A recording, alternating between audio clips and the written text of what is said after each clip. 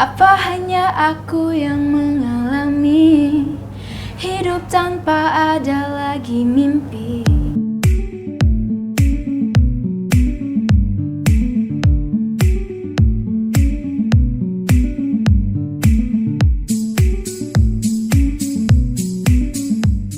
Hai kawan akurat, kembali lagi di Akurat Talk bersama dengan saya Ratu Tiara, dan saat ini saya tidak sendirian dan Akurat Talk saat ini juga bisa syuting di luar nih, salah satunya di Bajawa Coffee ya.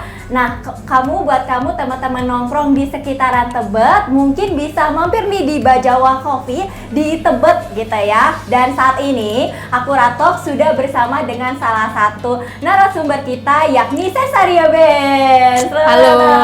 Halo, aku Arin. Iya, Arin Cesaria. Diwakili oleh vokalisnya Arin Iya, gitu ya. betul. Nah, Arin, menurut kamu gimana nih suasana di Bajawa Coffee ya? Jadi ada ornamen dan juga kafe khas Flores NTT nih. Iya. Nyaman sih, aku di sini kayak cozy gitu tempatnya, nggak terlalu bising. Jadi kalau buat teman-teman yang suka ngopi di tempat suasana yang nyaman, terus tenang, di sini tempatnya kayaknya. Terus aku suka desainnya lucu. Iya, Lucu banget, parah. Kalau kamu termasuk anak nongkrong juga nggak?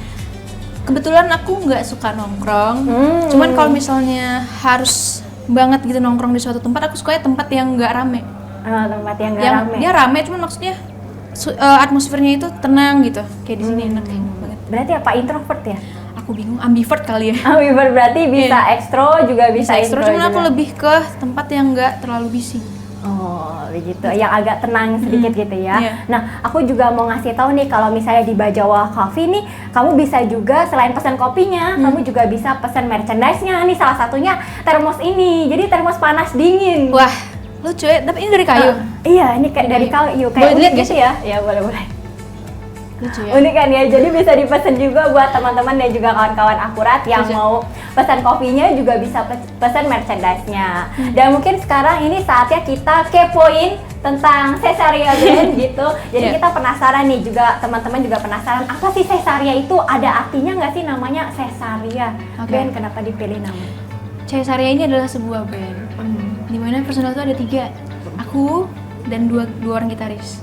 Cuman ya aku aja yang bakal muncul, yang 2 lagi nggak akan pernah kelihatan. Nah, kenapa tuh? Itu emang konsepnya Emang gitu konsep kan? gitu. Biasanya kalau band itu Masih bareng-bareng dirahasiakan. nih. Iya, masih dirahasiakan. Mana tahu mereka rupanya Tom York dan Chris Martin ya kan? Nah, perjalanan kamu berkarir di dunia musik nih awalnya gimana? Bisa ketemu akhirnya dan membentuk Cesaria Band, lalu kemudian akhirnya bisa bekerja sama dengan Musika. Awal mulanya. Sebelumnya aku mau bercerita sedikit. Aku itu suka musik dari kecil karena keluargaku itu memang keluarga yang mencintai musik. Aku dikenalin dengan musik dari kecil. Aku belajar gitar dari kecil dari papaku. Seiring berjalannya waktu, aku awalnya nyanyi gitu sendirian, gitar-gitaran. Aku kan dulu di Pekanbaru ya. Iya.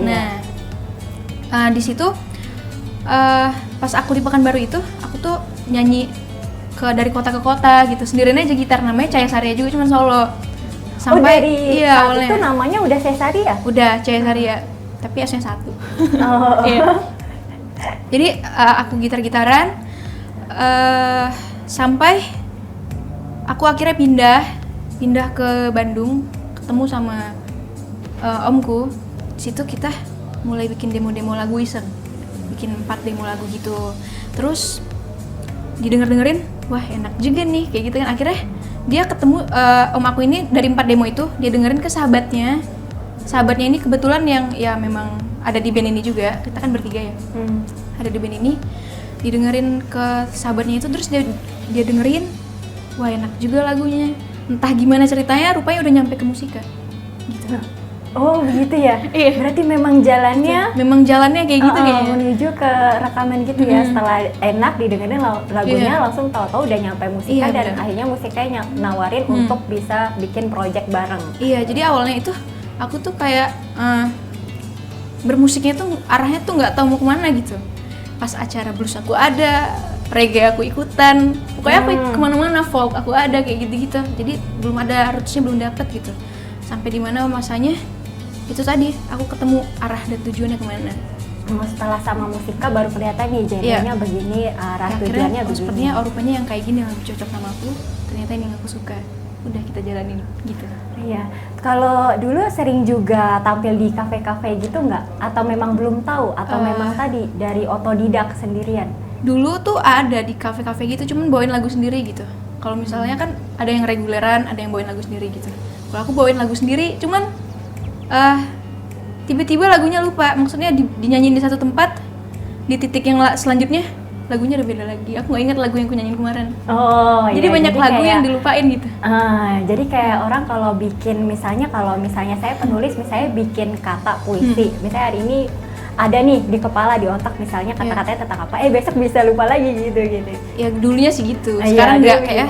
Sekarang tuh harus lebih kita di manage lagi kita. Ya pokoknya kita udah dapet. Oke.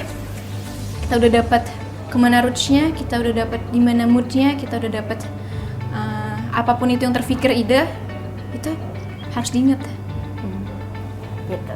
Nah, terus gimana ceritanya bisa di lagu yang terakhir The Little Old Man bisa collab sama Ariel gitu? Ceritanya gimana? Apa memang udah cita-citanya? Udah dengar Mbak? Udah. Aku manggilnya Mbak apa Kak sih?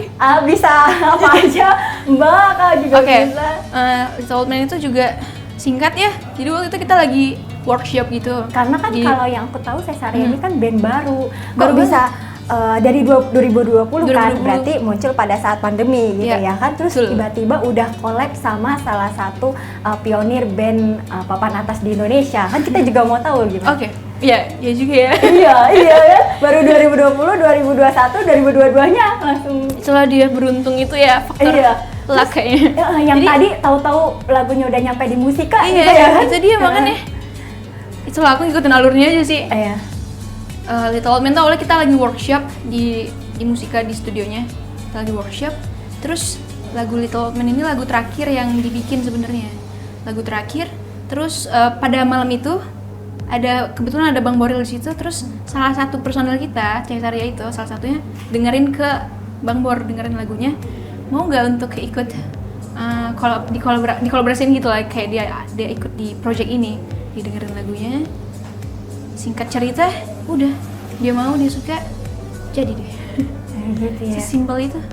Idenya dari mana Bang Boril ditaruh di part yang itu gitu? Setelah kamu dulu opening nyanyi baru. Idenya itu sih yang pasti kita obrolin yang mana enaknya gimana. Kayaknya di part yang itu tuh Bang Boril ditaruh di situ biar kayak udah denger kan lagunya? Iya. Pas dia datang kayak pecah nggak sih? Iya. Nah gitu. Dan ini sih kayak surprise kaget pas di tengah-tengah, karena namanya juga nggak ada di situ ya. Iya, namanya nggak tahu tadi. Tiba-tiba dia muncul di TV gitu. Dan Little Old Man ini kan juga konsepnya adalah konsep fantasi ya, jadi musik fantasi yang berasal dari tarot gitu. Iya, betul. Kenapa bisa tarot? Apa karena memang kamu suka tarot dari kecil atau gimana? Waduh, Mbaknya peramal ya? Kita riset dulu ya. Oke. Aku kebetulan tuh suka tarot dari kecil. Dari kecil tuh SD. Pas SD itu aku ceritain nih. Iya. Jadi aku udah ceritain di mana-mana ini. Di toko buku itu aku ngeliat satu kartu, aku perhatiin gitu kan. Setiap ke toko buku itu aku perhatiin. Itu kartu apa ya? Nggak tahu kartu apa. Terus aku tanyain harganya, mahal banget kan harganya. Uangku nggak cukup nih pas masih kecil, SD kelas 3 entah kelas 4 gitu. Aku pulang. Terus besoknya balik lagi ke toko buku, aku masih kayak terdistract dengan kartu itu, kayak wah pengen beli, padahal nggak tahu fungsinya. Akhirnya aku minta mamaku untuk tambahin uangnya, Ma tambahin dong, aku pengen beli itu gitu. Udah ditambahin, akhirnya aku beli kartunya. Aku pelajari dari kecil, dari simbol-simbolnya. Nggak ada buku apa ya namanya, buku apa sih? Panduan. Buku panduannya gitu ya. Kalau sekarang kan ada ya buku panduan. Nah itu aku pelajari dari simbol-simbolnya, aku maknai sendiri. Tapi sekarang pas udah gede kayak aku maknai ulang sama gitu, berdekatan maknanya sama yang universalnya. Nah dari situ akhirnya kayak terpikir aja gitu untuk jadi konsep album. Jadi Cesaria ini konsepnya tuh setiap lagu ada kartu tarotnya, terus ada artworknya juga, ada ceritanya, ada voice overnya, ada MV-nya. Jadi yang suka visual ada video MV-nya, yang suka membaca ada ceritanya, yang suka mendengar ada audionya. Iya, Tuh. itu jadi awal mula terinspirasi dari kartu tarot gitu Iya. ya. Nah, kita ke lagu yang selanjutnya yang juga banyak yang bertanya-tanya juga yang seperti babi itu. Wah. Ya kan? Kenapa sih lagu-lagu Cesaria itu kayaknya bukan lebih ke personal? Misalnya kan kalau personal kan biasanya cinta, rasa cinta kepada pasangan, misalnya atau misalnya patah hati, menunggu. Nih kalau zaman sekarang nih lagi banyak lagu yang temanya tentang menunggu. Ya, menunggu harapan sesuatu pasangan begitu. Tapi kenapa Cesaria ngambil konsep kritik sosial gitu, lebih kepada kayak masyarakat? Seperti babi itu bisa masuk kritik sosial juga ya. Cuman Iya, sebenarnya bisa. iya sih kalau didengar bisa. Cuman sebenarnya seperti babi itu dia nggak menyalahkan kaum manapun, nggak menyalahkan siapapun. Dia cuman mengutuk, Mengintrospeksi diri sendiri. dia mengutuk kisah hidupnya sendiri. Jadi kayak dia tuh salah mengambil pilihan hidupnya.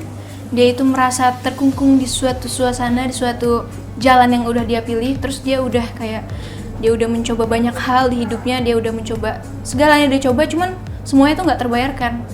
Semuanya itu kayak di tempat yang salah. Jadi dia kayak ngutuk kisah hidupnya sendiri. Itulah seperti babi. Oh, jadi itu makna dari seperti babi. Jadi orang-orang yang merasa, nih gue nih udah melakukan apa sih? Kayaknya udah melakukan banyak hal tapi buntu gitu ya. Iya, buntu. Dan kebetulan seperti babi ini, Iya. lagunya itu terlahir di masa pandemi. Pas awal-awal pandemi lagu ini. Itulah yang kayaknya orang-orang banyak rasain. Dia merasa kayak, ya aku sih berharapnya gitu ya, karena Iya. setelah dipikir-pikir lagi masa pandemi itu dimana orang-orang merasa dia tuh kayak terkungkung, ke kanan salah, ke kiri salah, nggak tahu mau kemana arahnya. Terus harapannya tuh kayak nggak bisa diapa-apain gitu, ya udah jadi harapan aja, ya udah biarlah semua. Iya, tapi bener sih pada saat pandemi itu kita memang kayaknya nggak, harapan kita tertunda, impian cita-cita kita tertunda kesana kesini, istilah kata mentok, buntu ya kan. Beberapa orang juga harus di PHK gitu ya kan. Jadi memang seperti babi ini merefleksikan keadaan pada saat pandemi itu. Tapi bukan hanya saat pandemi, misalnya kita secara personal pun kadang merasa seperti itu. Nah, untuk judul-judul yang seperti itu ceritanya bisa lolos di industri musik di Indonesia itu gimana? Kan biasanya kan ada screening dulu biasanya ya kan, ada screening dulu nih judulnya oke nggak nih, boleh nggak nih, kalau misalnya kalau film kan ada sensor filmnya. Iya. Jadi seperti babi ini sebelumnya itu dia juga ada hambatan. Dia itu sempat nggak akan dirilis karena judulnya itu ada kata babinya. Cuman aku mencoba meyakinkan kembali ke Musika. Aku yakinkan kembali makna dari lagunya itu nggak menunjuk kaum manapun, oknum manapun, siapapun. Cuman dia kayak mengutuk kisah hidupnya sendiri. Dia merasa, jadi dia kayak bertanya kepada di dalam jiwanya itu yang dia rasain. Nah itu seperti babi. Akhirnya setelah diobrolin lagi, oh yaudah nggak apa-apa deh. Akhirnya dia berhasil melewati itu semua. Lahirlah seperti babi. Nah, buat teman-teman yang mungkin belum dengerin, mungkin beberapa liriknya bisa dinyanyiin beberapa partnya. Bisa. Iya. Bisa dengerin. Aku dengerin nih. Oh di sini. Iya. Di sini Coba apa ntar? Di sini aja. Di sini dulu bentar. Mungkin beberapa ada yang mau tahu kan liriknya. Liriknya gini. Seperti apa sih sebenarnya? Oh, apa hanya aku yang mengalami hidup tanpa ada lagi mimpi, diperlakukan seperti babi. Gitu ya. Karena kayaknya kalau misalnya dari liriknya aja semua orang pasti pernah mengalami hal itu. Iya. Pasti pernah mengalami kayak kita udah berjuang, udah geber-geberan tapi belum ada ininya. Iya, nggak ada hasilnya, kayak keringatnya terbuang sia-sia aja. Iya benar. Bahkan ada yang merasa sebagian mungkin saya udah memperjuangkan habis-habisan tapi apresiasinya masih belum. Iya, banyak tuh pasti. Nah, selain dengan Bang Boril tadi, Cesaria punya cita-cita nggak sih ke depan nih pengen collab dengan siapa atau pengen ngadain konser sama siapa? Kalau untuk cita-cita, sebenarnya kita cuma berharap karyanya ini bisa bermekaran di banyak jiwa, didengarin orang-orang suka, itu pertama. Banyak pendengarnya, banyak penyukanya. Kalau untuk collab dengan siapa, Bebas sih, bebas siapa aja. Cuman yang terdekat, ntar lagi kita bakal hari ini sih rilisnya itu sama Mbak Astrid. Salah satu Mbak lagu Astrid, itu lagu iya. cinta, lagu cintanya Choi Saria Gelap Mata. Hari ini kita featuring sama Mbak Astrid. Atau Mbak Astrid kan ya pasti Iya, tahu, tahu, aduh parah tahu. sih. Enak banget suaranya. Iya ya, suaranya enak dan Iya, khas banget. berkarakter banget, parah. Kalau misalnya di sana sebenarnya nggak kekhasannya Mbak Astrid gak beda jauh sama Arin ya sebenarnya. Nah ya itu makanya kita berkolaborasi karena kayak ada satu titik di mana itu tuh ada punya kesamaan cocok. Iya, iya. Ayo ditunggu ya. Iya, maksudnya warna suaranya ada mirip-miripnya, ada sama-sama ya gitu. Nah, Iya. kenapa sih Cesaria ini ngambil tema, lagu, konsep dan juga tampilan dan juga ini yang khas banget gitu? Kenapa memang ingin menjadi pembeda dari band-band lain atau gitu? Kalau itu ya kita itu genrenya dream pop kan ya. Jadi kayak musik yang kalau didengar itu kita berharap bisa membawa pendengarnya ke dunia mereka sendiri yang mereka bayangkan dari yang mereka dengar. Jadi kayak ada ambience-nya kayak gitu. Jadi ingin menciptakan Dream, fantasi ya, di fantasi. dalam pemikiran Dalam- orang yang oke. mendengarkan lagu itu gitu benar. ya. Nah, mungkin terakhir nih untuk Arin sendiri harapannya untuk Cesaria sebelum nanti kita tampil. Harapannya kayaknya nggak jauh beda dengan musisi-musisi yang ada dimanapun Enggak kan pada masa ini iya, ya. karena Yang kan sekarang beda sekarang selepas pandemi. Iya, tapi kayaknya semuanya masih survive untuk karyanya bisa didengar, disukai banyak orang itu tadi. Ya, aku cuma berharap musiknya bisa diterima banyak orang dan banyak pendengarnya, dan kita banyak bisa tur kemana-mana, jadi lagunya meluas. Di Indonesia dulu aja deh, nggak usah kemana-mana. Iya, berarti lagunya bisa semakin dikenal oleh para pendengar ya dan juga pecinta musik tanah air begitu betul. ya. Nah, sampai di sini mungkin ya kita sebentar lagi nih akan melihat penampilan dari Arin. Ya. Mungkin hari ini akan membawakan berapa lagu? 2 lagu. Ya, lagunya apa aja? Lagu Infeksi sama Seperti Babi. Infeksi dan Seperti Babi. Nah, Ya. untuk itu kawan-kawan akurat tetap di Akurato karena setelah ini akan ada sesi di mana Arin akan menyanyikan sebuah lagu ya tadi Ya. Infeksi dan juga Seperti Babi.